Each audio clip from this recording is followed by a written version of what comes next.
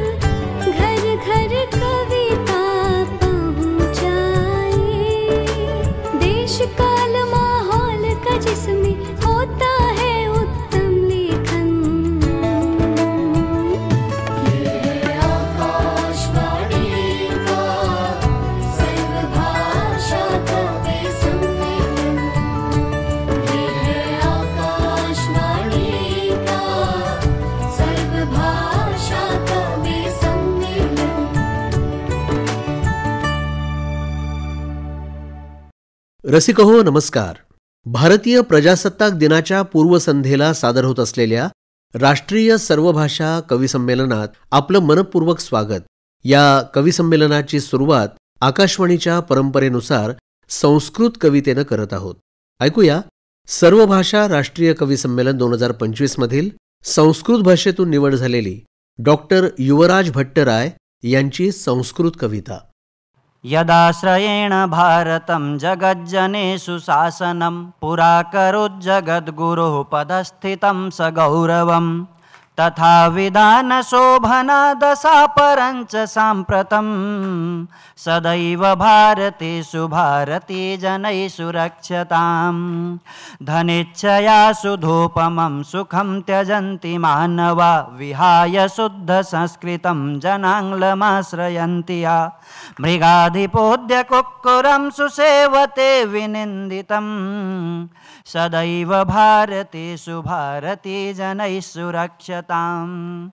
परिष्कृतं महर्षिभिरमेय वाङ्मयं पुरा समुन्नता सुपोषिता समग्र सभ्यतायया. चिरन्तनी स्वसंस्कृतिर्न रक्ष्यते जनैकथं सदैव भारतेषु भारतीजनैषु रक्षताम्. विशालशब्दकोशतो भितः समाहिता शुभा समस्तलोकवन्दिता जगत्त्रयप्रकाशिका. यया निरन्तरं प्रसारितं च लोकमङ्गलं सदैव भारतेषु भारतीजनैषु रक्षताम्. सदा यया दया समर्थिता विहाय हिंसनं परोन्नतिश्च स्वोन्नतिः प्रवर्तते सुशिक्षितं. तथा परोपकार विश्वबन्धुता प्रशंसिता सदैव भारतेषु भारतीजनैषु रक्षताम्. सुदोदेव निर्जरा नवेन्दुरश्मिशीतला परस्परं कृतं जनेषु शान्तिभावबोधनं. परार्थसाधने परं सुखं यया विवेचितं सदैव भारतेषु भारतीजनैषु रक्षताम्. यशोमयी परंपरा वहा समाजवंदिता विचित्र शुद्ध भावना समाश्रिता सुपूजिता सदा बुधै प्रवर्धिता रसात्मिकाति मंजुला सदैव भारती सुभारती जनै सुरक्षताम् स्वराष्ट्री अंतिमं तावत् स्वराष्ट्रियास्मितायया निरन्तरं सुरक्षिता प्रतीयतेद्य स्वास्मिता कृतेस्ति सर्वथा क्षमा यतो निवेदयामि हे त्यजन्तु लोभमज्जनम् यतो निवेदयामि रे त्यजन्तु लोभमज्जनम् नयन्तु संस्कृतं पुनः स्वकीयराष्ट्रगौरवं नयन्तु संस्कृतं पुनः स्वकीयराष्ट्रगौरवं नमो नमः धन्यवादः। भाषा सुमुख्या मधुरा दिव्या गीर्वाण भारती तत्रापि काव्यम मधुरम तस्मादपि सुभाषितम। भाषांमधली मुख्य भाषा संस्कृत ही संपूर्ण विश्वात एक समृद्ध भाषा मानली गेली आहे। अनेक ऋषीमुनी तसंच पाणिनी, कालिदास, भवभूती, भास, भर्तृहरी, जयदेव, शूद्रक यासारख्या महान प्रतिभावंतांनी या भाषेचं वैभव वाढवलं। अनेक भाषांची जननी असलेली अशी ही संस्कृत भाषा भारतात नित्य अखंड राहू दे अशी कामना या कवनात कवीनं केलेली आहे। आता ऐकूया डॉक्टर युवराज भट्टराय यांच्या संस्कृत कवितेचा डॉक्टर श्रीहरी गोकर्णकर यांनी केलेला मराठी अनुवाद। संस्कृतामुळेच भारताने विश्व जिंकले, जगद्गुरूचे स्थान गौरवाने प्राप्त जाहले। त्याच भारताची आज दीन ही परिस्थिती, राहू दे अखंड देववाणी भारतातही। धनाची लालसा म्हणूनी लोक त्यागती सुखा, त्यजुनी संस्कृतास देई मान इंग्रजीसया। निंद्य कुक्कुरास आज सेवितो मृगेंद्र हा, राहू दे अखंड देववाणी भारतातया। शुद्ध वाङ्मयास निर्मिले इथे ऋषींनिया, जिच्यामुळेच पोसली खरी समाज सभ्यता। भारतीय संस्कृती ही रक्षितो न तो कशी, राहू दे अखंड देववाणी भारतातही। विशाल शब्दकोश जो विभिन्न अर्थ ही पहा, त्रिलोकी वंदनीय विश्वास तेज देईया। खरी जी विश्वमंगलाची भूमिका धरी सदा, राहू दे ती नित्य देववाणी भारतातया। जिने समर्पिली दयानी सोडून हिंसेसया, केली लोकोन्नती स्व उन्नती ही साधण्या। जिने परोपकार विश्वबंधुता प्रशंसिली, राहू दे अखंड देववाणी भारतातती। सुधाब्धी समतरुण चांदणे हे शीतल जिचे, जनामनात शांतिभाव नित्य निर्मिले जिने। परहितात सौख्य आहे सांगते जी सर्वदा, राहू दे ती नित्य देववाणी भारतातया। यशोमयी परंपरा समाज वंदितो जिला, अखंड शुद्ध भावनेने पूजिले सदा जिला। बुद्धिमान वर्धितो रसाळ गोडवाणीती, राहू दे अखंड भारतात देववाणीही। रक्षिले जिनेच राष्ट्राची अस्मिता सदा, आज मात्र शक्तिहीन आपुली ही अस्मिता। सांगतो म्हणोनी सोड लोभ हा मनातला, संस्कृतवाणीस नेऊया राष्ट्रगौरवा। संस्कृतवाणीस नेऊया राष्ट्रगौरवा। श्रोते हो, सन 2025 या वर्षीचं राष्ट्रीय सर्वभाषा कवी संमेलन आयोजित करण्याचा बहुमान आकाशवाणी मुंबई केंद्राला मिळाला। दिनांक 19 डिसेंबर 2024 रोजी नवी मुंबईतील वाशी उपनगरातल्या मराठी साहित्य संस्कृती आणि कला मंडळाच्या साहित्य मंदिर सभागृहात निमंत्रित श्रोत्यांच्या उपस्थितीत सर्वभाषा कवी संमेलन 2025चं दिमाखदार आयोजन करण्यात आलं। यामध्ये देशभरातील 22 भाषांमधून निवड झालेल्या कविता आणि त्या कवितांचे हिंदी अनुवाद प्रत्यक्ष सादर करण्यात आले। रसिकहो, माझ्या मराठीची बोलू कौतुके, परी अमृताते ही पैजासी जिंके, ऐसी अक्षरे रसिके मेळवीन, असं संत ज्ञानदेवांनी गुणवर्णन केलेल्या आपल्या माय मराठीचं वैभव पुढे अनेक लेखक, कवी, विचारवंत आणि साहित्यिकांनी वृद्धिंगत केलं। साहित्यातल्या वेगवेगळ्या प्रवाहांनी आपली मराठी भाषा समृद्ध झाली आणि विशेष म्हणजे नुकतीच माय मराठीच्या अभिजात भाषा असण्याला मान्यता मिळाली. या पार्श्वभूमीवर राष्ट्रीय सर्वभाषा कवी संमेलनाचं यंदा महाराष्ट्रात आयोजन होणं हा खरोखर दुग्ध शर्करा योगच म्हणता येईल. यंदाच्या वर्षी राष्ट्रीय सर्वभाषा कवी संमेलनात मराठी भाषेतून निवड झाली कवयित्री सुजाता राऊत यांच्या बाईला आवडतं या कवितेची. व्यवसायाने प्राध्यापक असलेल्या सुजाता राऊत या मराठीतल्या एक सुपरिचित साहित्यिक आहेत. उगमाकडे जाताना हा कविता संग्रह, मातीत मिसळण्याची गोष्ट हे त्यांचं ललित गद्य आणि याशिवाय 2 अनुवादित पुस्तकं प्रकाशित झालेली आहेत. नामांकित नियतकालिकांमधून त्यांचं लेखन प्रसिद्ध झालेलं आहे. अनेक महत्त्वाच्या काव्यसंमेलनात त्या सहभागी झालेल्या आहेत. साहित्य क्षेत्रातील काही पुरस्कारांच्याही त्या मानकरी आहेत आणि अर्थातच आकाशवाणीच्या साहित्यविषयक कार्यक्रमांमधूनही त्यांचा वेळोवेळी सहभाग असतो. स्त्रीमनाच्या संवेदनांचा वेध घेताना तिच्यातील सर्जनाचं तिला असलेलं भान सुजाता राऊत यांच्या कवितेत दिसून येतं. सृजनाचं प्रतीक असलेली स्त्री ही खळाळत्या नदीसारखी उत्साही आणि प्रवाही असते. थांबणं तिला ठाऊक नाही. मार्गातले अडथळे पार करत, मधल्या घट्ट कातळांना ओलांडत, एका अदम्य लयीत आजूबाजूचे काठ सुपीक करत अव्याहतपणे वाहत राहणं हेच तिचं जीवनध्येय असतं. ऐकूया सुजाता राऊत यांची कविता बाईला आवडतं. बाईला आवडतं नदीसारखं वाहणं, थेट उगमापासून जीवनरस थेंबा थेंबाने झिरपत ठेवणं. ती वाहत राहते, ती वाहत राहते नितळ मऊ पुळणीवरून, राधेच्या निव्वळ शंख प्रेमासारखी. घट्ट अभेद्य खडकांना वळसा घालून पुढे जाते. एका अदम्य लयीतून स्वतःच उलगडत जाते. आरसपानी पाण्यातून दिसत राहतो दगड गोट्यांचा तळ. ती वाहत राहते अविरत, आसपासचे काठ सुपीक बनवत. कधी कधी ती नदीच्या काठाशी निजवून ठेवते आपली स्वप्न अलगद, मनातल्या भोवऱ्यांना पार करत पुढे जाते स्वतःच्याही नकळत. पाणी आटलं तरी नसते तिला पावसाची प्रतीक्षा. आतून येणारे झरणारे उमाळे करतात तिला सजल आणि सघन. बाईला आवडतं नदीसारखं वाहणं, थेट उगमापासून जीवनरस थेंबा थेंबाने झिरपत ठेवणं. श्रोतेहो, सौंदर्य सृष्टीत असतं त्याहून अधिक ते दृष्टीत असतं, कारण ते अक्षय, अविनाशी आणि अभंग असतं. प्रतिभा आणि कार्यकर्तृत्वानं ते बहरतं. सहवेदनेतून ते उमलतं आणि जाणीवेतून ते फुलून येतं.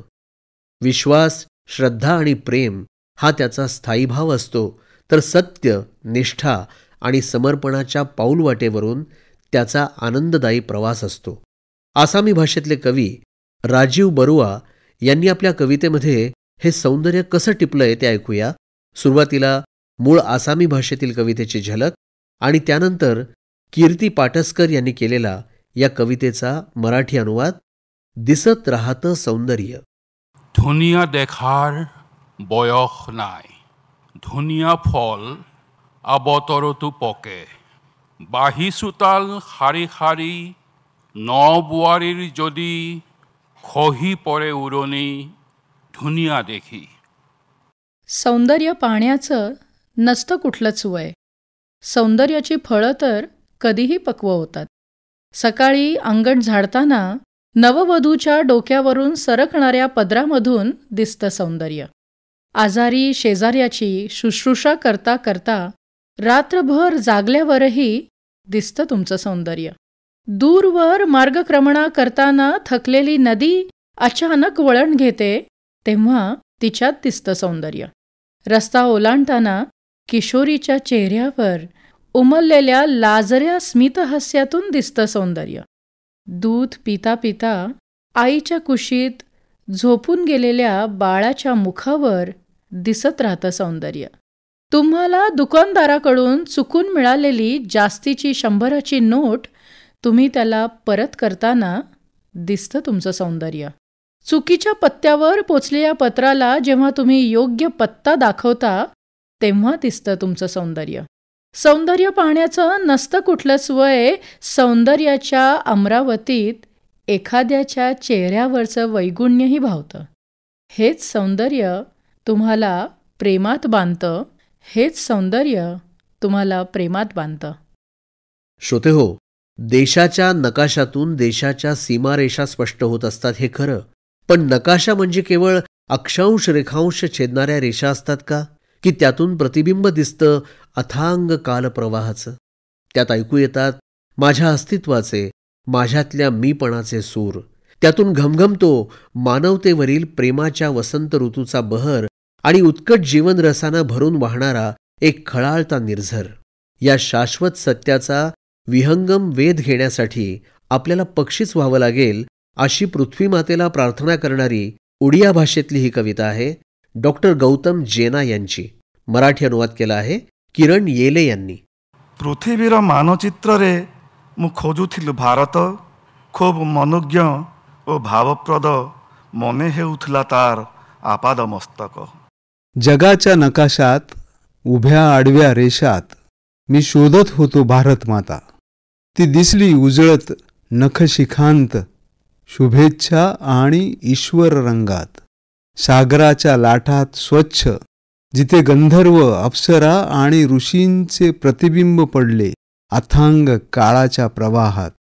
ना प्रतीकांतून ना उपमा अलंकारातून शक्य नाही शब्दबद्ध करणे वन, पर्वत आणि नद्यांचे विशालत्व. प्रत्येक पर्वत, दरी, सरिता जणू सजीव लज्जारक्त चेहरा नववधूचा, थकलेल्या मनाला मधुर रसाने भरून टाकणाऱ्या इंद्रधनुचा. आहा, धन्यवाद देवा. कसा होतो सूर्योदय, पूर्ण आभेत किरमिची आकाशात आणि वैभवशाली चंद्र हलक्या अंधारात. घरट्यात परतणारे पक्ष्यांचे सैन्य बंदिस्त करतात मनाला स्वप्नवत राज्यात. देतात उबदार मायाळू लोकर. मी शोधतो स्वतःला सतत सैरभर विचारात. मातीचा अणुरेणू नेतो मला चित्त थरारक राज्यात. जिथे स्पर्श नसतो गर्वाचा, लोभाचा, नसतो स्पर्श एकटेपणाचा, क्लेशदायी दुर्दैवाचा. उगत असतो एक संपूर्ण तेजोमय सूर्य माझ्या आत, राख करत माझा थकवा, चिंता आणि अस्वस्थता. राख करत माझा थकवा, चिंता आणि अस्वस्थता. हा नकाशा फक्त अक्षांश रेखांश छेदणाऱ्या रेघा आहेत का? हा नकाशा कदाचित दाखवेल कविता अश्रू सांडणाऱ्या माणसांची, ज्यांच्या स्वप्नांचे तुकडे झाले. तरीही हा नकाशा उलगडतो आहे माझ्यापुढे देव आणि देवता. प्रभू श्री राम त्रेतायुगाचा, प्रभू श्री कृष्ण द्वापारकालीन आणि गांधी गोपबंधू समकालीन. हा नकाशा गुणगुणत राहतो ईश्वर अल्लाह तेरो नामचा मंत्र दिवस रात्र. पुनरुज्जीवित करतो माझ्या आतलं माझं अस्तित्व, माझं मीपण. हा नकाशा रूपांतरित करतो मला नव्या माणसात. ज्या ज्या क्षणी मी नकाशा पाहतो तो दुथडी भरून वाहतो शुष्क नदीत, आणतो शांती आयुष्याच्या मृत ठिणग्यात. हा नकाशा बनवतो कवितेला अर्थपूर्ण आणि स्पष्ट आणि भरून ठेवतो कागदावर सुमनगंध. तो रेखाटतो फडफड फुलपाखरांची, दीर्घ रांग बनवतो माझ्यासारख्या स्वप्नाळूंची. हा नकाशा मला मात करायला लावतो माझ्याच शापांवर. हा नकाशा मला मात करायला लावतो माझ्याच शापावर आणि वावटळीनंतर दाखवतो मला माझे प्रतिबिंब विश्वाच्या कॅनव्हासवर. हरवलेल्या सोनेरी दिवसांच्या शोधासाठी, जमिनीत गाळल्या गेलेल्या गोल घुमटी वर्तुळाकार ब्रह्मानंदाच्या उत्खननासाठी, उत्कंठा शोधण्यासाठी आणि वाचण्यासाठी गूढ वस्त्रात बांधलेली शांतता आणि मित्रता. तरीही हा नकाशा एकदा घामेजला जगण्याच्या सत्याने आणि आत्म्याच्या वेदनेने. एकदा नेले मला त्याने प्रेमाच्या वसंत ऋतूत, जिथे स्वर्गीय हृदयांचा वावर असतो. हा नकाशा पूर्ण शुभ्र सारांश आहे नितांत दयार्द्रतेचा. हा नकाशा आहे जगामधल्या जगांचा, प्रतिमांच्या चक्रव्यूहामधल्या रूपकांचा. जीवन रसाने भरलेला एक झराच जणू, जीवन रसाने भरलेला एक झराच जणू अनेक जीवांचा. होय हे माय मेदिनी, होय हे माय मेदिनी, मी मान्य करतो मी होतो एक उद्धट मूढ. मी तुझे अवगाहन करू शकलो नाही. मी रुतलो जगण्याच्या पुळणीत, हरलो स्वतःला उलगडताना. की ही पृथ्वी आहे एक आदिम सत्य. हे माझ्या पृथ्वी माते, हे माझ्या पृथ्वी माते, जर मला पुढल्या जन्मी पक्षी केलेस तर मी झेप घेईन शाश्वत सत्याच्या दिशेने. काळाच्या लाटातून मार्गक्रमण करेन या जगाच्या कोलाहलात, जगण्याचा अर्थ शोधण्यासाठी, जगण्याचा अर्थ शोधण्यासाठी. रसिको, सुप्रसिद्ध साहित्यिक पु ल देशपांडे यांनी म्हटलं होतं की गझल हे वृत्त नसून ती एक वृत्ती आहे. आणि एवढंच नव्हे तर तिच्यात एक सूक्ष्म आणि सुंदर अशी निवृत्तीही आहे. क्षणभर निवृत्त मनाने जगाकडे पाहता आल्याशिवाय खऱ्या प्रवृत्तीची गोडी कळत नाही. पुलंचं हे विश्लेषण खरं तर कोणत्याही काव्यप्रकाराला लागू पडतं. कवी किंवा कलावंतांनी कायम एका विशिष्ट भाववृत्तीतच वावरावं असा रसिकांचा हट्ट असतो. अशावेळी भा. रा. तांबेंसारखा प्रतिभावान कवीही मधुमागसी माझ्या सख्या परी, मधुघटची रिकामे पडती घरी असं सहज सांगून जातो. उर्दू शायर अहमद वसी यांनी आपल्या गझलमध्ये अशीच काहीशी कैफियत मांडलेली आहे. ऐकूया मूळ उर्दू गझलची एक झलक आणि त्यानंतर तिचा डॉक्टर मनीषा पटवर्धन यांनी केलेला मराठी अनुवाद. वो करे बात तो हर लफ्ज से खुशबू आए, ऐसी बोली वही बोले जिसे उर्दू आए. रंग और नूर सजा टूटी हुई कब्रों पर, तितलियां दिन में उड़ी रात में जुगनू आए. ती बोले तेव्हा प्रत्येक ओळ सुगंधी होते. उर्दूची ओळख तिला म्हणून हे होते. निखळलेली कबर रंग प्रकाशाने सजते, रंगीत फुलपाखरू दिवसा, रात्री काजवे चमचमते. हे जगता तुझ्याशी जमवून घेण्याची माझी ही एकच अट आहे. मी करता इशारा, मी करता इशारा, तू माझ्या दिशेने कूच करावे. माझी होती आशा तू प्रेमाचे पैंजण लेवून घ्यावे. नशिबात तुझ्याही घुंगरू वाजू लागे. मनात माझ्या एक विचार चमकून गेला, चंद्राला माझा हात हलकेच स्पर्शुनी गेला. ए वसी, ए वसी, लोक तुला तेव्हाच कवी म्हणतील जेव्हा तुझ्या कवितेत अधरांचा कुंतलांचा विषय असेल. श्रोतेहो, महात्मा बसवेश्वर हे 12व्या शतकात कर्नाटकात होऊन गेलेले एक संत आणि तत्वज्ञ. त्यांच्या शरण चळवळीमुळे समता, बंधुता आणि विवेकावर आधारित समाज निर्माण झाला. बसवेश्वर यांना बसवण्णा असंही संबोधलं जातं. त्यांच्या कल्याण मार्गाची महती सांगणारी कन्नड भाषेतली कविता आहे प्राध्यापक निजलिंगप्पा मट्टिहाळ यांची आणि मराठी अनुवाद केला आहे डॉक्टर जितेंद्र पेंढरकर यांनी. ಕಲ್ಯಾಣ ಪಟ್ಟಣದಲ್ಲಿ ನಡೆದ ಈ ಚಾರಿತ್ರಿಕ ವಾಸ್ತವ ಇಹಪರದ ಏಳಿಗೆಯ ರೂಪಕವಾಗಿ ಕನ್ನಡಿಗರ ಭಾವ ಪರಂಪರೆಯಲ್ಲಿ ಜ್ಯೋತಿಯಿಂದ ಜ್ಯೋತಿ ಹೊತ್ತುತ್ತಾ ಸಾಗುವ ಹಾಗೆ ಬೆಳಗುತ್ತಾ ಸಾಗಿದೆ. हे बसवण्णा, तुमच्या कल्याणकारी मार्गाला अंत नाही. या मार्गावर चालताना येतोय तुमच्या पदचिन्हांचा ध्वनी. पसरली आहे मार्गाच्या दोन्ही बाजूला शरणवृक्षांची सावली. प्रत्येक शरणवृक्षाखालची वाट असते कल्याण मार्गाची. बहरून आलाय हा शरणवृक्ष फुलाफळांनी. त्यात वाहतंय जीवांचा आधार असलेलं शाश्वत ज्ञान. प्रत्येक फांदीत शाखेत वसतय आदी ज्ञान. कुडल संगम धुवून टाकतोय भेदभावाची मलिनता. मादर चेन्नैयांचे सुपुत्र बसवण्णांची प्रत्येक उक्ती जणू तेजोमय ज्योतिर्लिंग, जे आपत्ती दुष्काळासारख्या घटनांमध्ये शरण आलेल्या बांधवांची करते साथ. बसवण्णांनी धनाढ्यांची पिशाच्य वृत्ती मोडली, भेदाभेद करणाऱ्यांची विकृती संपवली. ठणकावले की हत्ती उंटावरून मिरवत नेले शवाला, तरी मृत्यूनंतर किंमत शून्य. बसवण्णांनी प्रत्येक उक्तीत फुंकले आपले प्राण, झटले निरंतर साधाया जनकल्याण.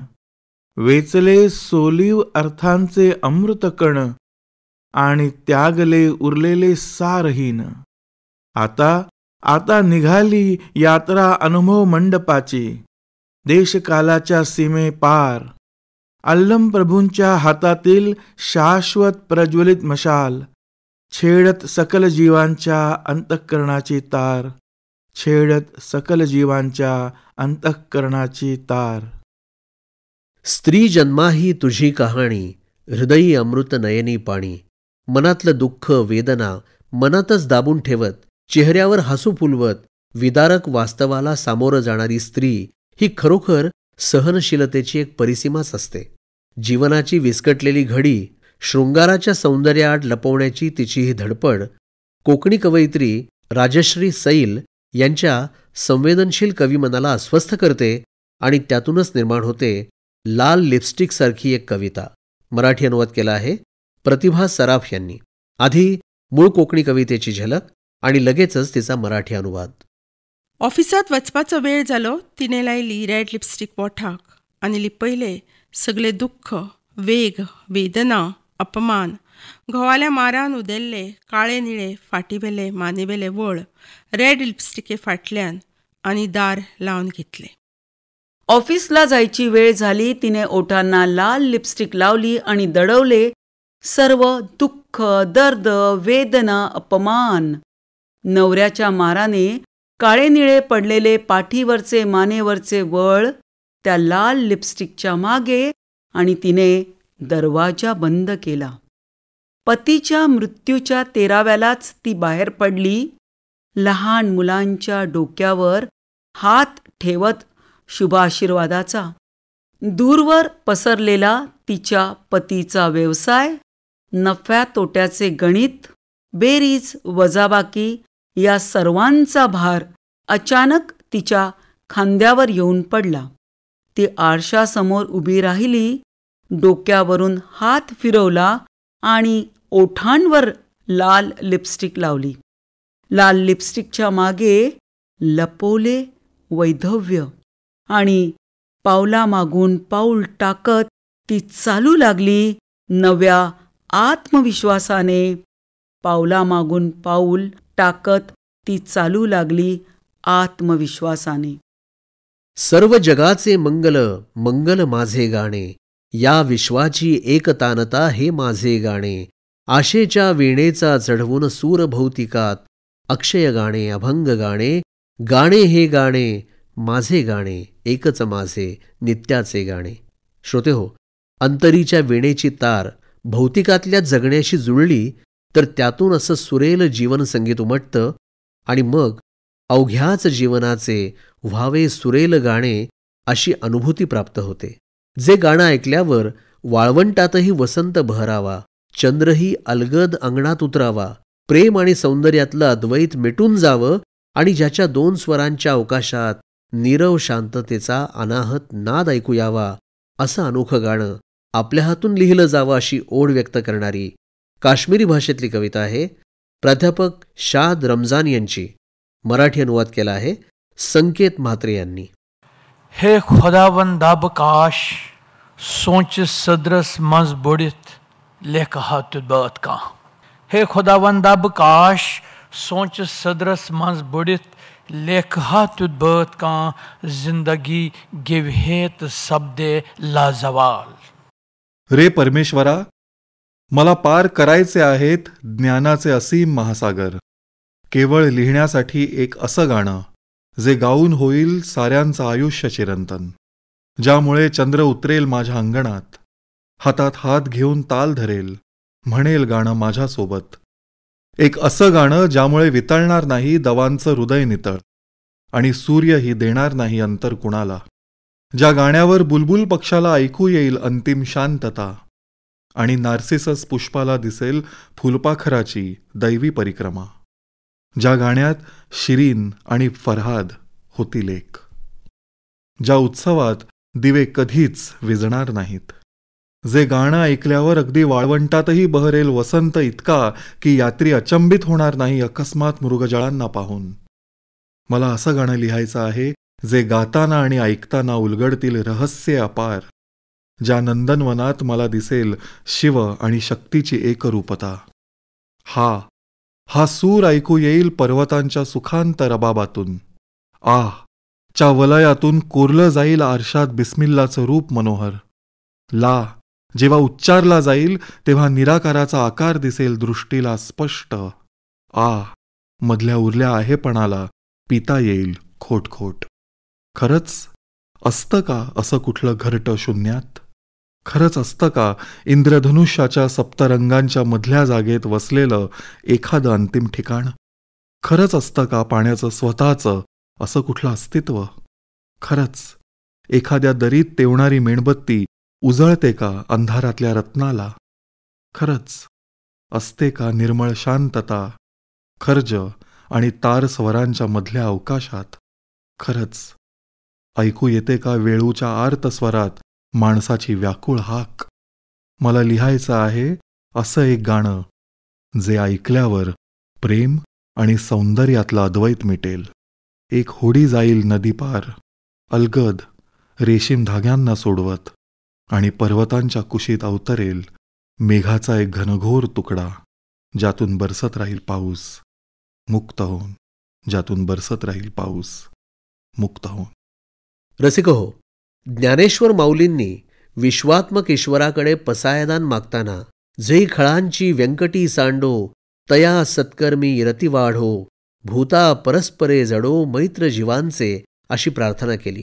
दुष्टांमधला वाईटपणा दूर झाला तर आपोआपच त्याच्या सत्कर्मात वाढ होऊन पृथ्वीवरील सर्व जीवांमध्ये प्रेम मैत्रभाव निर्माण होईल असा ज्ञानदेवांना विश्वास वाटतो.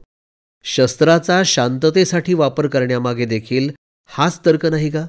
आणि म्हणूनच बंदुकीच्या गोळीला सुद्धा आपण या सुंदर धरेवर फुलाप्रमाणे समर्पित होऊन इथल्या जगण्याला रंग आणि सुगंधानं भरून टाकावंसं वाटणं ही केवळ कविकल्पना नाही, तर एका नकारात्मक विनाशक गोष्टीचं ते सकारात्मक आणि आश्वासक परिवर्तन म्हणावं लागेल.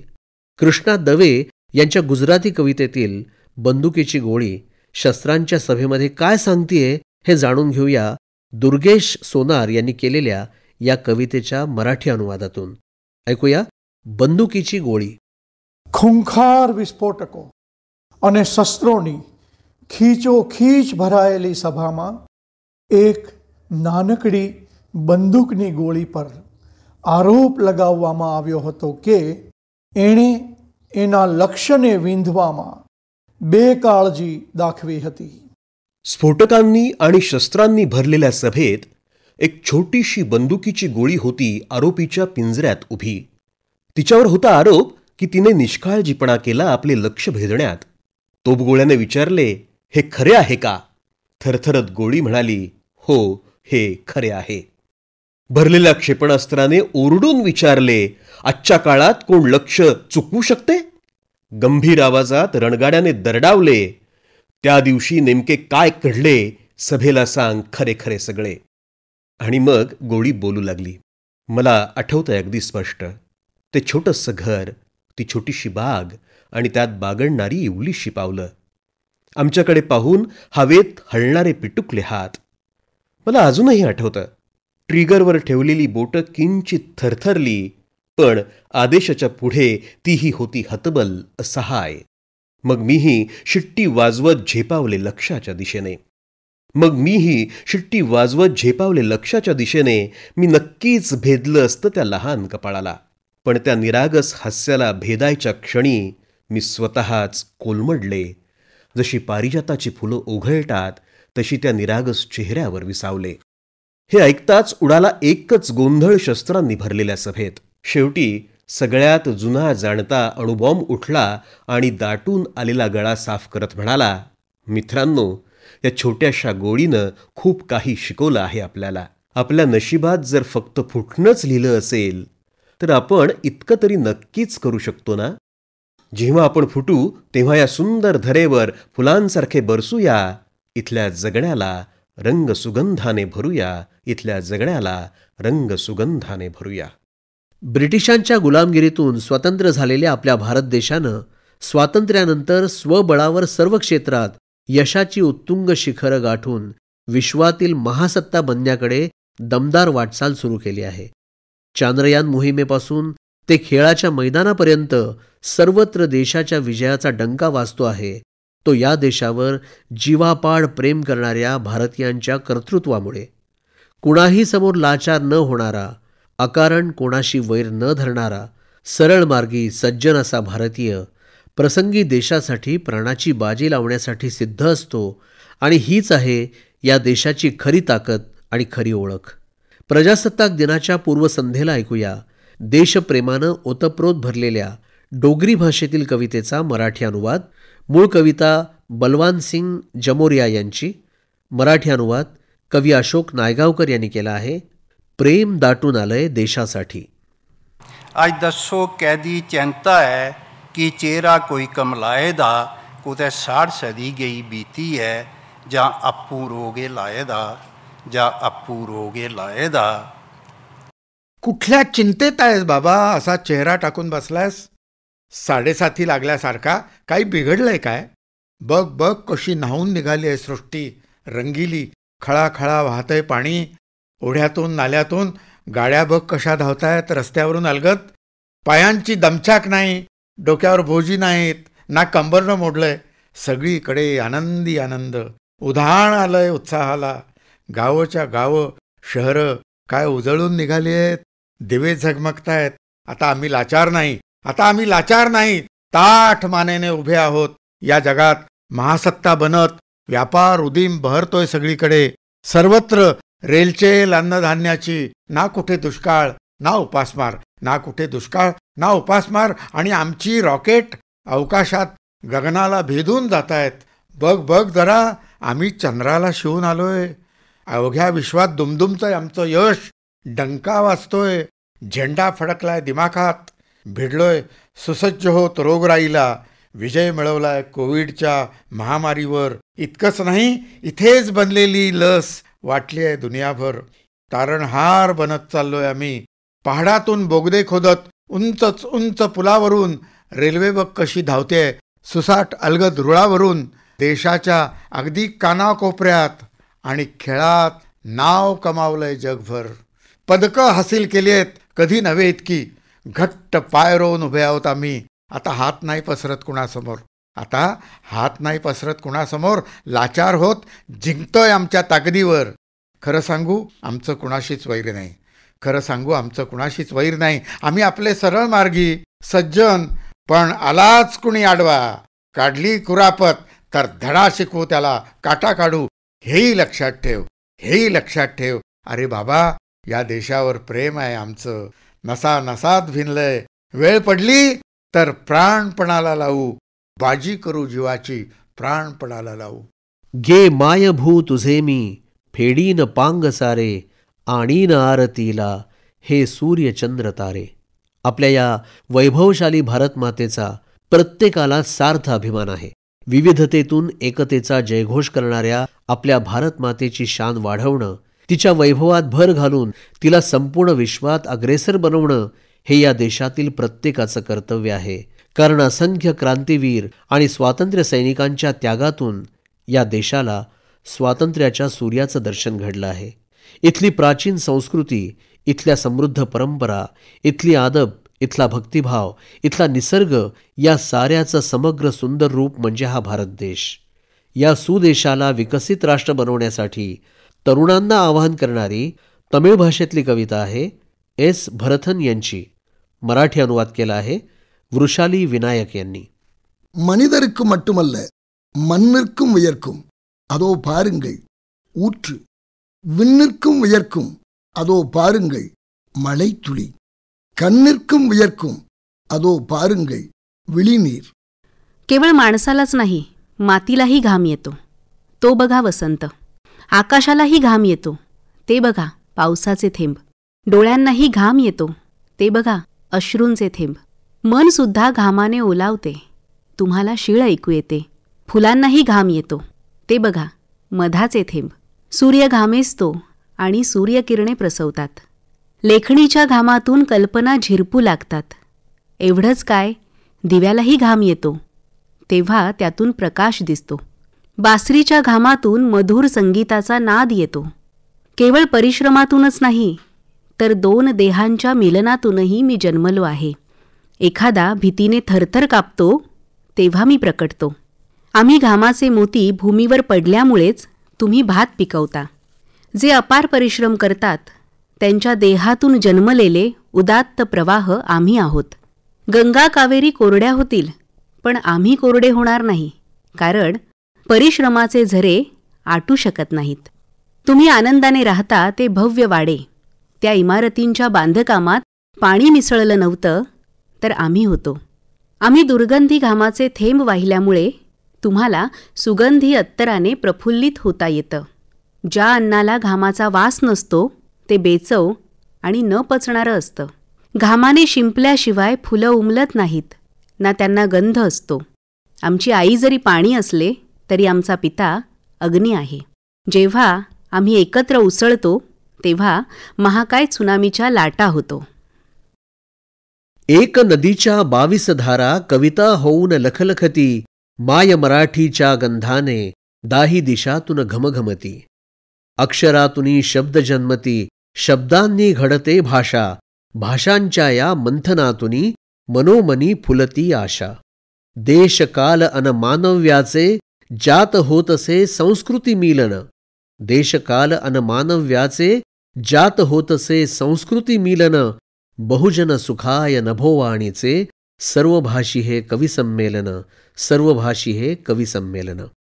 श्रोतेहो, राष्ट्रीय सर्वभाषा कवी संमेलन ही आकाशवाणीची एक गौरवशाली परंपरा आहे. राष्ट्राच्या सामाजिक, सांस्कृतिक आणि भावनिक ऐक्याला उजाळा देणारा असा हा साहित्यिक उपक्रम 1956 पासून अव्याहतपणे सुरू आहे. या संमेलनामध्ये 22 भारतीय भाषांमधून उत्कृष्ट कविता निवडल्या जातात. त्या कवितांचे सर्व प्रादेशिक भाषांमध्ये अनुवाद केले जातात आणि सुयोग्य निवेदनाची जोड देऊन प्रत्येक राज्यातील आकाशवाणी केंद्रांवरून संबंधित भाषेतून प्रजासत्ताक दिनाच्या पूर्वसंध्येला एकाच वेळी हा कार्यक्रम प्रसारित केला जातो. केवळ आकाशवाणीच्या दृष्टीनंच नव्हे, तर एकूण साहित्य विश्वाच्या दृष्टीनंही हा एक महाकाव्य उत्सव आहे. आणि विशेष म्हणजे या उपक्रमाची नोंद गिनीज बुक ऑफ वर्ल्ड रेकॉर्डमध्येही झालेली आहे. आपण ऐकता आहात राष्ट्रीय सर्वभाषा कवी संमेलन 2025ची मराठी आवृत्ती. रसिकहो, जगण्याची दृष्टी सकारात्मक असेल तर संपूर्ण जग सुंदर दिसतं आणि नकारात्मक असेल तर प्रत्येक गोष्टीत काहीतरी न्यून दिसतं. कविवर्य मंगेश पाडगावकर म्हणतात ना तसं, की पायात काटे रुतून बसतात हे अगदी खरं असतं आणि फुलं फुलून येतात हे काय खरं नसतं. काट्यांसारखं सलायचं की फुलांसारखं फुलायचं तुम्हीच ठरवा. सांगा कसं जगायचं, कणत कणत की गाणं म्हणत तुम्हीच ठरवा. निळ्या आभाळावर अहंकाराचे ओरखडे उठले तर बहरून येणारं इंद्रधनुष्य कसं दिसेल बरं? पूर्वग्रह दूषित दृष्टिकोन असेल तर निखळ सत्याचा प्रवाह कसा खळाळेल? आणि म्हणूनच या विशाल जगाकडे मोकळ्या मनानं पाहता यायला हवं. तेव्हाच जगण्याचा खरा आनंद आपल्याला मिळवता येईल. हा मैत्रीयुक्त संदेश देणारी तेलुगू भाषेतली कविता आहे ई नरसिंग रेड्डी यांची. मराठी अनुवाद केला आहे सुनंदा भोसेकर यांनी. आधी तेलुगू भाषेतील कवितेची झलक आणि त्यानंतर त्याचा मराठी अनुवाद. ఆమెలోని మెరుపు నీకు నచ్చదు, ఆమె పోయే మెలికలు నాకు గిట్టవు, ఆవిడ నవ్యత ఇతనికి పడదు. मोहवीत नाही तुला तिच्या व्यक्तिमत्वातली चमक, मोहवीत नाही तुला तिच्या व्यक्तिमत्वातली चमक. आवडत नाही मला तिची डौलदार चाल. ह्याच्या नाराजीचे कारण तिचा मोकळेपणा, त्याच्या विषादाचे कारण तिची बुद्धिमत्ता. तिच्या सतेज तारुण्याने जळजळते ह्याच्या छातीत, दुस्सह होते त्याला तिच्या बुद्धीचे चापल्य. चिडचिड होते त्याची तिच्या सर्वव्यापी प्रेमामुळे, तर इतरांना त्रास तिच्या लवचिक लालित्याचा. अगदी खरंय, त्यांच्या आत बहरून येणारी इंद्रधनुष्ये, त्यांच्या आत बहरून येणारी इंद्रधनुष्ये आवडत नाहीत आमच्या आतल्या रखरखीत उन्हाळी आकाशाला. मत्त अहंकाराचे ओरखडे उठले आहेत निळ्या आभाळावर. निरखून पहा सत्याचा प्रवाह, आमचे पूर्वग्रह दूषित दृष्टिकोन, कुरतडणारा आमचा स्वभाव, आमच्या अभिव्यक्तीचे तीव्र छर्रे, दुर्बल करणारा आमचा राग, अहंकार, असहिष्णुता, कशाचाच प्रभाव पडत नाही त्यांच्यावर. कोणालाच आवडत नाही तेही कौतुकाने स्वीकारतात त्या. जीवनाचे रंग धोक्यात घालून कसे स्वीकारता येते ते हसून, जीवनाचे रंग धोक्यात घालून कसे स्वीकारता येते ते हसून. माझ्या प्रिय मित्रा पहा तर जरा, माझ्या प्रिय मित्रा पहा तर जरा, फक्त त्या जसे पाहतात तसे बघ तर जरा, फक्त त्या जसे पाहतात तसे बघ तर जरा. श्रोते हो, विकास आणि आधुनिकतेच्या नावाखाली जीवनातल्या रसरशीत जिवंत अनुभवांना माणूस पारखा होत जातो. गावांची शहरं होतात, जंगलं उजाड होतात, निळभोर आकाश, खळाळणारा नदीचा प्रवाह, याऐवजी आपण तापमान वाढीच्या चक्रव्यूहात अडकत जातो. शांततेची जागा यंत्रांच्या खडखडाटानं दणाणून जाते. अशा कोलाहलात दिलासा देतो तो सिद्धार्थ गौतम बुद्धांचा शांततेचा दिव्य संदेश. आधुनिकतेच्या युगात या सम्यक शांती संदेशाचं मोल व्यक्त करणारी नेपाळी कविता आहे दलसिंग अकेला यांची. मराठी अनुवाद प्रथमेश किशोर पाठक यांनी केला आहे. बुद्धाचा पिंपळ वृक्ष. सखारे भाले जस्ते बासने ठूलो घडीले, भालेके आवाजमा मलाई उठाउँछ. बुद्धत्वाचा पिंपळ वृक्ष. ब्रह्ममुहूर्ताला झुंजूमुंजू उजेडात घड्याळ्याचा कर्कश आवाज मला जाग आणतो. कारण माझं गाव आता शहर झालं आहे. कोंबड्यांनी आता त्यांची बांग घड्याळ्याच्या स्वाधीन केली आहे. ऊन याआधी कधी हातात झेंडे घेऊन आलं नव्हतं. 21व्या शतकातील सत्य हे आहे की आपण आधुनिक आहोत. वेळ आहे, मोबाईल आहे, संगणक आहे, तंत्रज्ञान आहे, पण जंगल कुठेही नाही. कोकिळेची मंजूळ तान नाही, कुठेही निळं आकाश नाही, खळाळणारी नदी नाही. कदाचित म्हणूनच आपण अडकलो आहोत जागतिक तापमानवाढीच्या चक्रव्यूहात. आपण अजून एक बुद्ध कसा मागणार? वड आणि पिंपळवृक्ष आधीच परागंदा झाले आहेत. संन्यस्त शांत जागांना आता कारखान्याच्या धुरांचा ठसका येतो आहे. या कोलाहलात सिद्धार्थांचा एक ताफा ज्ञानाचे बोधिवृक्ष घेऊन इथे आला आहे, जेणेकरून भविष्यात आपण पुन्हा शांततेनं श्वास घेऊ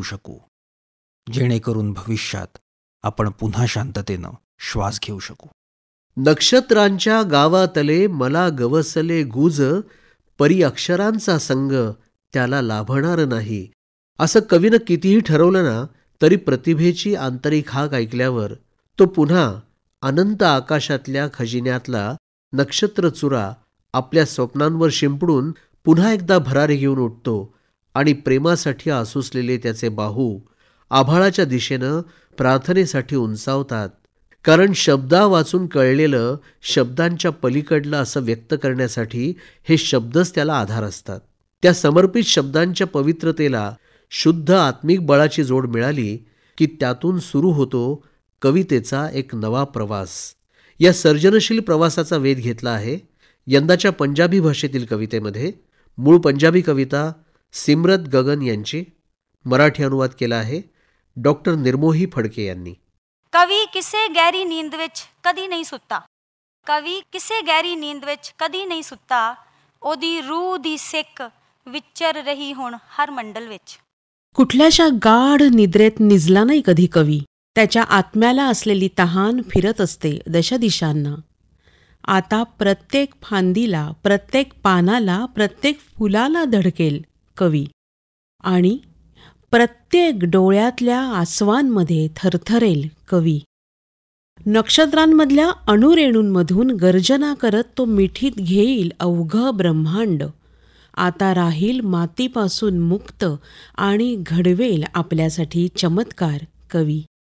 परमात्म्याच्या झोळीतलं अनंत आकाश, अगणित अनोळखी विवर, जेव्हा होईल मर्जी तेव्हा त्या अवकाशाच्या खजिन्यातून मुठी भरभरून नक्षत्राचुरा घेईल कवी आणि आपल्या स्वप्नांच्या कॅनव्हासवर शिंपण करेल त्यांची. एखाद्या वटवृक्ष बाबासारखे प्रेमासाठी आसुसलेले त्याचे बाहू प्रार्थनेसाठी आभाळाच्या दिशेनं उंचावतील आणि त्यांची मुळं पुन्हा जमिनीतच रुजतील. त्याचे शब्द होतील आता किमयागार, रुपडं घेतील जाईच्या फुलाचं नि शांततेच्या शुभ्र तबकात तरंगतील अलवार. प्रत्येक लेखणीच्या टोकावर तो बसेल ठोकून मांड आणि पानांमधून करेल तीर्थयात्रा. त्याच्या सन्मानार्थ मी करतो समर्पित शब्दांच्या पवित्रतेला. करतो शुद्ध माझा आत्मिक बळ नि करतो आरंभ स्वतःतल्या कवीच्या अस्तित्वाचा. तो आहे आमच्या कालपटातल्या कवितेचं एक कडवं. हे असं काळ मर्यादेत विलीन होणं हा तर त्याचा नवा आरंभ. कुणाची तरी आकांक्षा, कुणाचं तरी प्रेम, कुणासाठी तरी समर्पण, कुणाची तरी प्रीत, कुणासाठी तरी प्रेरणा, कुणाची तरी भक्ती. हा आहे त्याचा पुनर्जन्म. भरारी घेऊन उठेल तो पुन्हा एकदा गरुडासारखा. जीवित होईल सुरजित पुन्हा एकदा, जीवित होईल सुरजित पुन्हा एकदा. रसिकहो, मनाच्या स्मृतिकोशात असंख्य क्षण जपलेले असतात. काही चांगले, काही वाईट. चांगल्या आठवणी मनाला उभारी देतात, तर वाईट क्षणांच्या आठवणी मन विषण्ण करतात. पण त्या आठवणींमध्ये किती गुंतून पडायचं हे अखेर आपणच ठरवायचं असतं. कारण उज्ज्वल भविष्याची स्वप्न साकारायची असतील तर गतकाळाच्या गुंत्यात किती गुरफटायचं याचं भान आपल्याला राखावंच लागतं.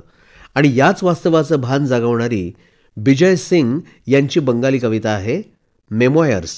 मराठी अनुवाद केला आहे सतीश सोळांकुरकर यांनी. शीर्षक आहे आठवणी. মেমোয়ার্স থেকে মহা বিষণ্ণ কুড়ো মাদারি গাছের ছায়া ছড়াতে চাইছে মনোভূমে, তাকে ফেরাতে পারোনি. आठवणी फक्त उदासीचे वातावरण गोळा करत जातात. आठवणी फक्त उदासीचे वातावरण गोळा करत जातात. रुईच्या झाडाची सावली लपेटून घेते अंतर्मनाच्या भूमीला, पण तरी हाती काहीही लागत नाही. शुद्धीकरण तर होतेच आहे, पण तू एक अर्थहीन संदर्भाची री ओढत विरघळून जाते आहेस. चौबाजूनी वेढलेल्या तुतारींच्या आवाजामध्ये लाळेसारख्या घृणास्पद जगण्यासाठी असंख्य दशकांपासून तू असेच तुच्छ आयुष्य जगत आला आहेस. हे शुद्धीकरण, ही चांदणी, पाण्याच्या मऊ मुलायम तरंगांचा आवाज निषिद्ध विजयसिंह किंवा विजयसिंहसाठी निषिद्ध ते पहा. पहा की एक कवी आपल्या पोळलेल्या हाताने आदिम नरकाच्या आगीच्या वितळणाऱ्या ज्वाळांपासून दरबारी घोड्याची देखभाल कशी करतो आहे ते. कशा प्रकारे अनावश्यक चंद्राने हस्तलिखिताला आपल्या छातीला कवटाळून घेतले आहे आणि तरीही शेवटच्या ताऱ्यापर्यंत पोचेपर्यंत जळून राख झाला आहे तो. स्त्री अनेक रूपात समाजात वावरत असते. मुलगी, पत्नी, आई अशा वेगवेगळ्या जबाबदाऱ्या निभावताना पुरुषांच्या बरोबरीनं आज स्त्री प्रत्येक क्षेत्रात काम करताना दिसते. अनेक पातळ्यांवर लढत असताना तिला स्वतःसाठी वेळ मात्र काढता येत नाही. हास्याचा मुखवटा चढवून जगत असताना स्वतःचा चेहरा पाहण्यासाठी तिला अवसर क्वचितच मिळतो. या स्त्रीला एक माणूस म्हणून सन्मान आपण कधी देणार आहोत या प्रश्नाला हात घालणारी बोडो भाषेतली कविता आहे मायना ओसरी दैमारी यांची. मराठी अनुवाद केला आहे जयश्री हरी जोशी यांनी. मला एकदा स्वतःसाठीच हा देह ठेवायचा आहे. सुरुवातीला मूळ बोडो कवितेची झलक आणि त्यानंतर लगेचच त्याचा मराठी अनुवाद.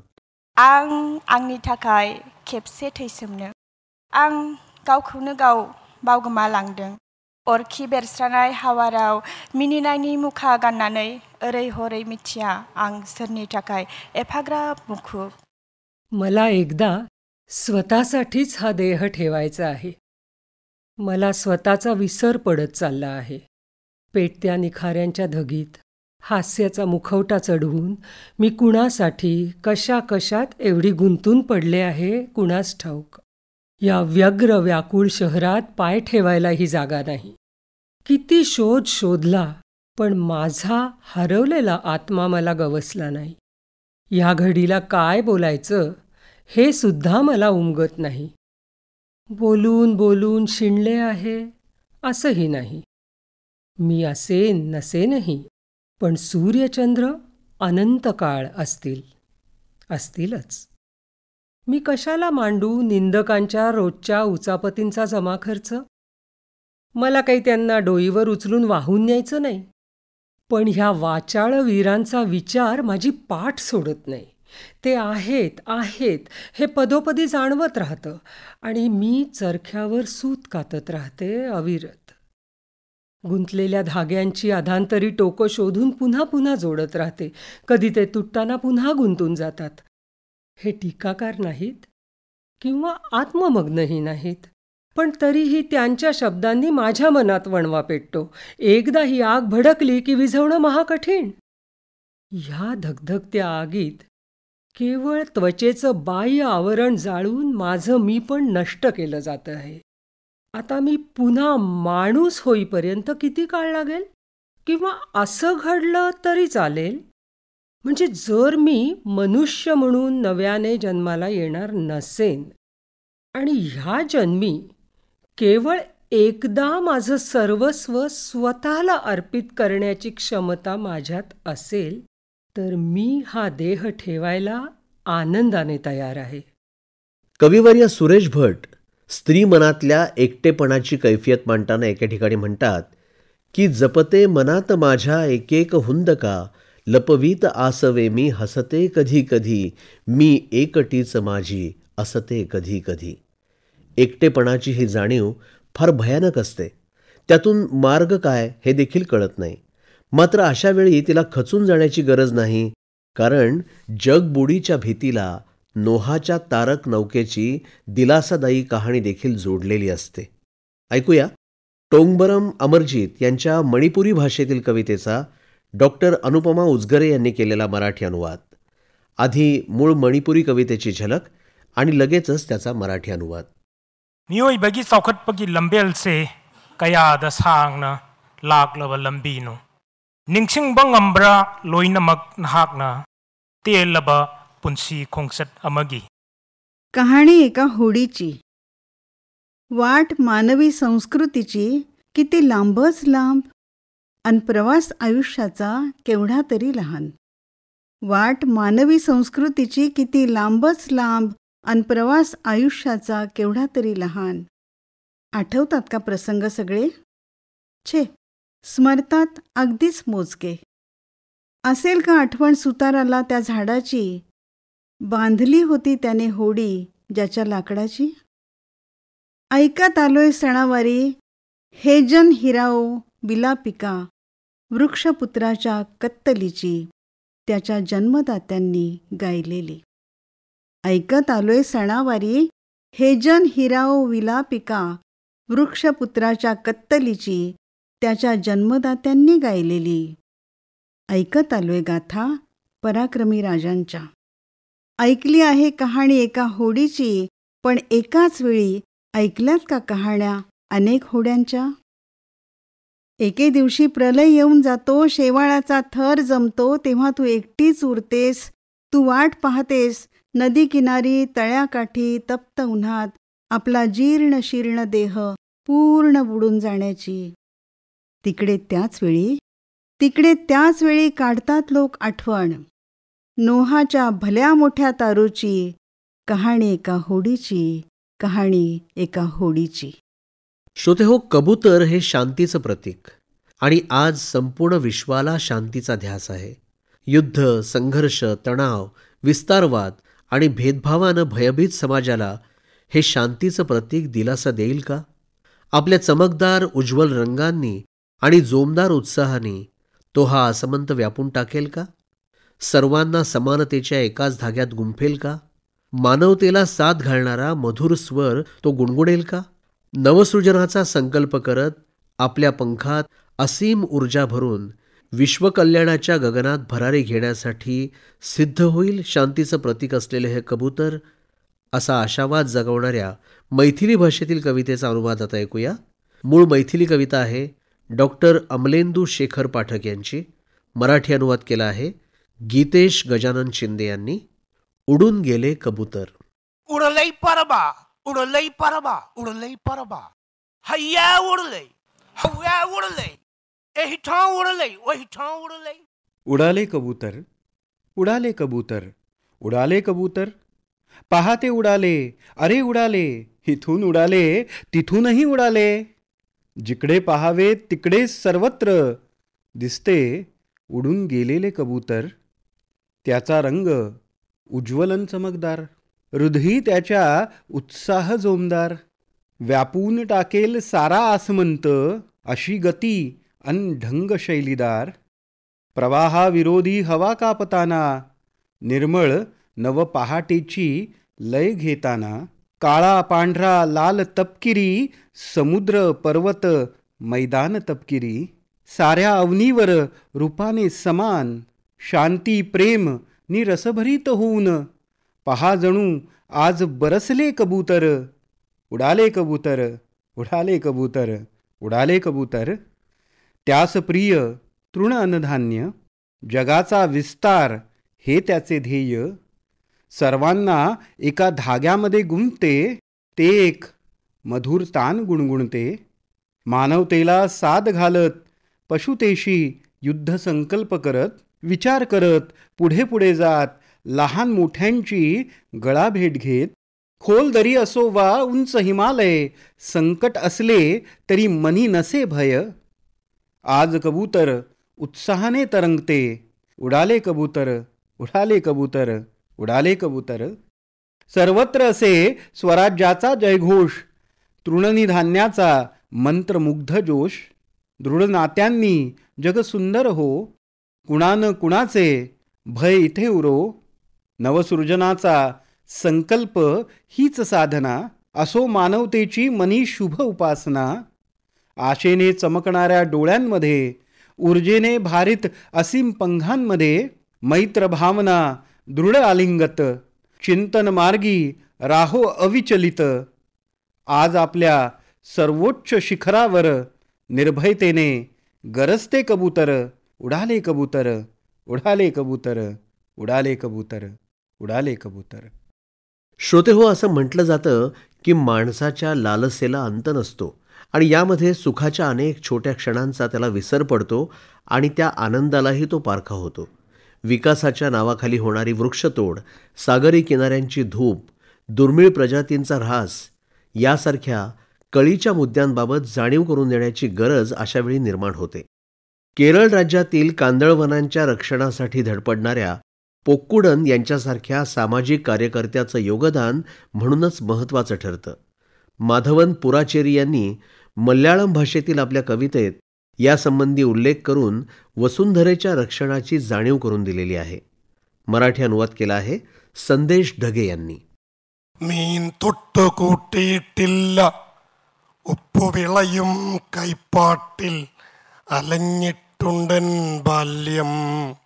मी कधी मासा खाल्ला नाही, मी कधी मासा खाल्ला नाही. माझी बालपणातील भटकंती होती पुळणीवर गळांच्या संगतीत. मी पाहिले आहेत अनेक प्रकारचे मासे. मला भेटला कुमुदींना स्पर्श करणारा पिटुकला मासा. पिटुकला मासा म्हणतो, ही सृष्टी माझ्या दृष्टीबाहेरचीच जणू. इट्टा आणि मुल्लनसारखे अजून काही मासे आहेत.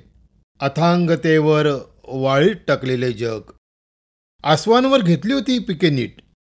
आसवांवर घेतली होती ही पिके नीट, पाणी आटवून आटवून उगवले होते मीठ.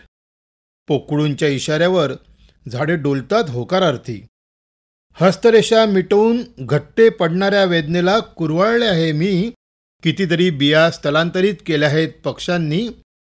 शेतालाही असते अंतर्मन, शेतालाही असते अंतर्मन, पण आपण पाहिलेच नाही कधी आतून घराचा काळोखी भाग. मी कवी किमयागार स्वप्नांचा, मी कवी किमयागार स्वप्नांचा, मला काय कमी. भेगा पडलेल्या शेताच्या धापा टाकण्याचे प्रतिरूप मी. तुम्ही वेद वाचन करताना पुस्तकाचे पाने पलटता, मी त्यांना सलग वाचण्याचा प्रयत्न करतो. या नव्या विश्वाच्या समस्याहीन घरांची निर्मिती करणाऱ्या निर्मात्याचे कधीच होत नाही नाव. शब्द अडकतात कंठात आणि ते मरून जातात अनाथ.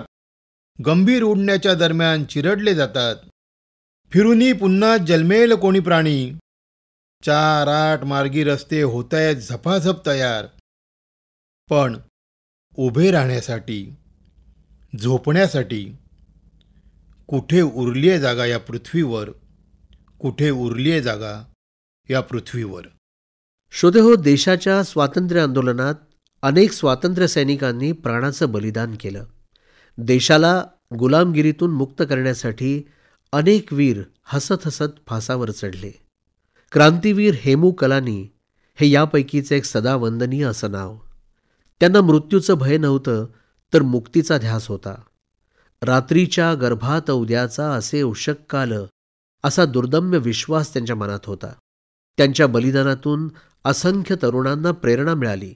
क्रांतीचा वणवा देशभर पसरला आणि त्यातूनच स्वातंत्र्याची मंगलमयी पहाट अवतरली.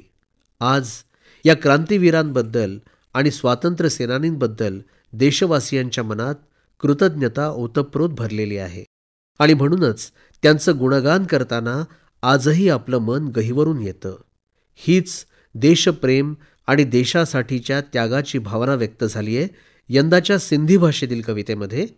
कनयो शेवाणी यांच्या सिंधी कवितेचा मराठी अनुवाद केला आहे आदित्य दवणे यांनी. परवानन साण सुहा हेमो वांगर मां भोजा गीत वतन जा गाये मुखमा. जो हुतात्म्यांनाही आहे प्रिय, तो हेमू झालो असतो मीही. गीत स्वातंत्र्याचे उरातून गाताना चुंबिले असते फाशीच्या दोराला मीही. भारत भूच्या मुक्तीकरता एक ध्वज उचलला असता मीही. सिंधूचा एक थेंब होऊनी खळखळत वाहिलो असतो मीही. तुडवले ज्याने माझ्या देशा भिडलो असतो त्वेषाने मीही. धरणी हिरवीगार राहण्या मेघांसम बरसलो असतो मीही. माता आमुची खूप दूरवर मातेच्या कुशीत निजलो असतो मीही. कन्हैया माझे नाव बदलुनी हेमू झालो असतो मीही. हेमू झालो असतो मीही. रसिक हो, सुखाच्या शोधात माणूस धनसंपत्ती कमावण्याच्या नादात खऱ्या जीवनरसापासून नकळतपणे वंचित होत जातो आणि जगण्याच्या बेगडी आवरणात लपेटून घेत अतृप्तीच्या अंधारवाटेवर धडपडत राहतो. विश्वाच्या पसाऱ्यात आपला आत्मा जणू तो हरवून बसतो. त्याचा शोध घेण्यासाठी मग त्याला ढवळून काढावं लागतं आपलं अंतर्मन आणि अंतरात्म्याच्या खोल तळाशी जाऊन अत्यंत विनम्रतेनं जोडावे लागतात तुटू पाहणारे बंध. मानवतेच्या ठायी आळवावे लागतात जीवनसंगीताचे असीम सूर आणि तिथेच गवसतो त्याला स्वतःचा आत्मस्वर. माझ्यातल्या हरवलेल्या मीचा शोध घेणारी संथाली भाषेतली ही कविता लिहिली आहे अनल हैम्ब्रम यांनी. मराठी अनुवाद केला आहे संगीता अरबुने यांनी. आलोम पंजन्या देश दिसोम धारती दुनिया शेरमा साडीम आसमान एंगेल रे. नको शोधूस मला, नको शोधूस मला विश्वाच्या पसाऱ्यात, धरती, आकाश आणि विस्तीर्ण अवकाशात देखील. वेळ निघून जाते टिकटिक करत, तरीही होत नाहीत मनोकामना पूर्ण. शोध तू मला गिरीशिखरांवर, धुवाधार प्रपातात, शीतल छायेत, झुळझुळ वाऱ्यात, कोकिळ मैना आणि बुलबुलच्या मधुर स्वरात. दऱ्याखोऱ्यात घुमत असेल माझा नाद, शमवत असेन मी तिथे माझ्या अंतरीची तहान, आणि मस्तीत छेडत धून अलवार, आळवीत राहतो जीवन राग. नको शोधूस मला मंदिर मशिदीत, चर्च गुरुद्वारात, धडपडशील अंधार वाटांवर, आणि भळभळेल नशीबही, तरीही राहील मन अतृप्त. शोध तू मला जनमानसात, वडिलांच्या छत्रछायेत, आईच्या कुशीत, अंतरात्म्याच्या खोल तळाशी. मोगऱ्याच्या मुग्धकळ्या उमलताच अवघं तन्मन प्रफुल्लित होत जावं. अगदी तसाच अत्यंत विनम्रतापूर्वक एक पवित्र बंध जोडत असतो मी तिथे. नको शोधूस मला धनसंपत्तीत, सोन्या मोत्यात, हिरे मानकात, उंची वस्त्र प्रावरणात आणि पंचपक्वानात. वाढतच राहील ती हाव, हृदबंध तुटत जातील, जीवन होईल वृक्ष. शोध तू मला नात्यांच्या पवित्र बंधनात, सुमधुर संगीतात, सण उत्सवात, सगळ्या सोयऱ्यात, बंधुभावात, मानवतेच्या ठाई, जिथे अत्यानंदाने गात असेल मन आणि हर्षोल्लासाने थिरकत असतील पावलं, तिथेच असेन मी जीवन संगीताचे असीम सूर छेडत. श्रोतेहो, शहरांनाही असतो स्वतःचा एक खास चेहरा. महाराष्ट्राची राजधानी असलेलं मुंबई शहर ही समस्त भारतीयांच्या दृष्टीनं एक स्वप्ननगरी आहे. असंख्य आशा आकांक्षांना इथे अंकुर फुटतात आणि इथं मुसाफिरांना छायाही मिळते. एकता, बंधुता, राष्ट्रीय समरसता यातून मानवतेच्या चेहऱ्याचं दर्शन घडवणारी ही मुंबापुरी म्हणूनच समस्त भारतवासियांना आकर्षित करते, आपलंसं करते. मुंबई शहराची वैशिष्ट्य सांगणारी हिंदी भाषेतली यंदाची पहिली कविता आहे. डॉक्टर दिलीप मेहरा यांची, मराठी अनुवाद केला आहे चंद्रशेखर सानेकर यांनी. शहर मुंबई. तुमने भी देखा होगा आकाश में किरणों का एक पुल, बिल्कुल इंद्रधनुष सरीखा, जो अरुणाचल से सीधा मुंबई जाता है. तुम्ही पाहिला असेल आकाशात किरणांचा पूल, अगदी इंद्रधनुष्यासारखा, जो अरुणाचल प्रदेशातून निघून थेट मुंबईला जाऊन भिडतो, समुद्राचं गोलाकार अभिवादन घेत, दिल्लीच्या जंतर मंतरसारखं. तो दिसतो चेन्नईलाही. काही किरणांना आपल्यात सामावून घेत तेजस्वी होऊन जातो आग्र्याचा ताजमहाल. जयपूरच्या हवा महालाच्या खिडक्या पण असतात आतूर सामावून घ्यायला अवघ्या अवकाश आपल्या डोळ्यात. हे दृश्य पाहून सरदार सरोवर धरणापाशी उभ्या सरदार पटेलांच्या पुतळ्याला हळूच स्पर्श करतो हा पूल. हैदराबादच्या 4 मिनारांवर बसलेली कबुतरं उडून जातात ताज्या तवान्या वातावरणात भिजण्यासाठी. किती वेळा आघात झालेत या पुलावर तो ढासळवण्यासाठी, पण जेव्हाही या पुलावर येतं संकट तेव्हा त्याला सावरतात संत तुलसीदासांच्या चौपाया, कबीराचे दोहे, गालिबच्या गजला, रवींद्रनाथ ठाकूरांची गीते, सुब्रमण्यम भारतीच्या कविता आणि कवी निरालांचे छंद. तुम्ही कधी मुंबईच्या एखाद्या उंच इमारतीच्या गच्चीवर जाऊन एक नजर टाका, तुम्हाला दिसेल इथे येऊन समुद्रात विलीन होऊन जातो हा पूल. इथून दिसतो अवघा देश अगदी सुस्पष्ट. आम्हा भारतीयांच्या स्वप्नांचं शहर मुंबई. इथे अंकुरतात असंख्य आकांक्षा. अनेक मुसाफिरांना सावली द्यायला उभा आहे हा एक वटवृक्ष. भाषा आणि संस्कृतीला इथे फुटते पालवी. हिंदी सगळ्यांना पाठ शिकवते एकी आणि बंधुत्वाचा. इथे येऊन संपून जातो धर्म आणि जातीचा भेदभाव. धोबी घाटापासून हाजी अलीच्या दर्ग्यापर्यंत दिसत असतो माणुसकीचा चेहरा, जो साक्ष देतो राष्ट्रीय एकात्मतेची. देशाच्या राजधानीपासून या शहरांचं अंतर असेल कितीही, नव्या रस्त्यावर ते आहे 6 तासांचं अंतर. सगळ्या भारतवासियांना आकर्षित करत असते मुंबईची चौपाटी. सगळे भारतवासी उत्सुक असतात बघायला बॉलिवूड कलावंतांना, नरीमन पॉइंट आणि गेटवे ऑफ इंडियाला. इथला माणूस राबत असतो अख्ख्या देशासाठी. इथल्या टिफिन सेवेने भरत असते पोट दररोज कामगारांचे. इथे नांदते साक्षात धनलक्ष्मी सिद्धिविनायक गणपती. टाळ्यांच्या मंगलध्वनीत गुंजत असते मुंबईची नगरी.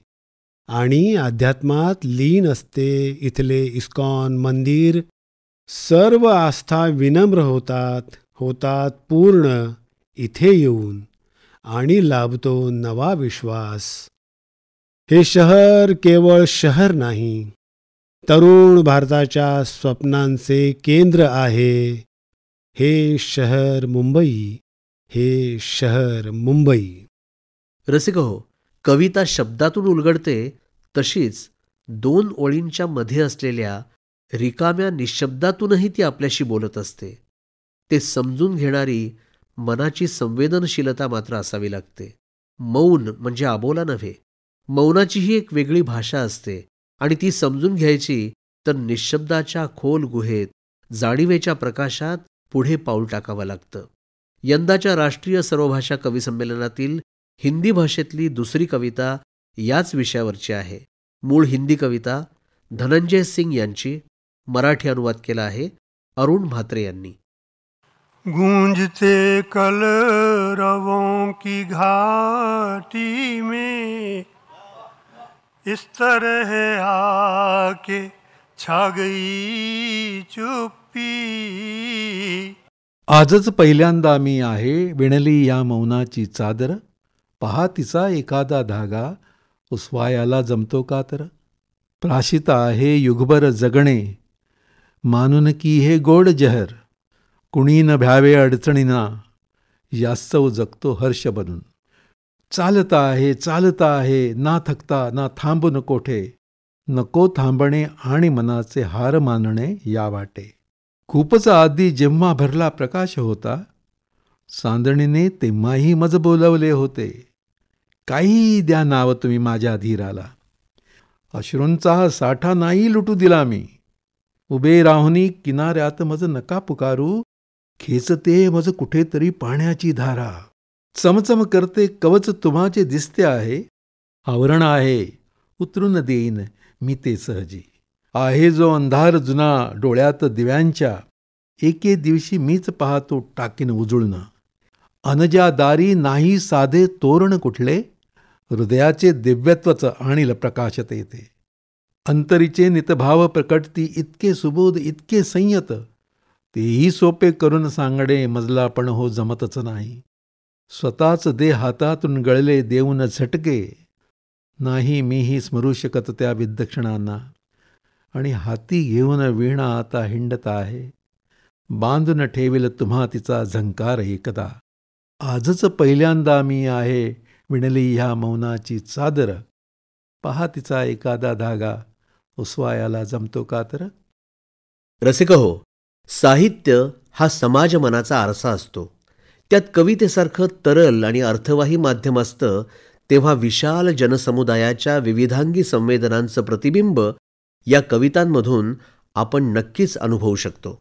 आपल्या भारत देशात वेगवेगळ्या प्रांतात वेगवेगळ्या भाषा बोलल्या जातात, पण त्यांना जोडणारा एक समान धागा असतो आणि तो असतो राष्ट्रीयत्वाचा, सामंजस्याचा आणि ऐक्य भावनेचा.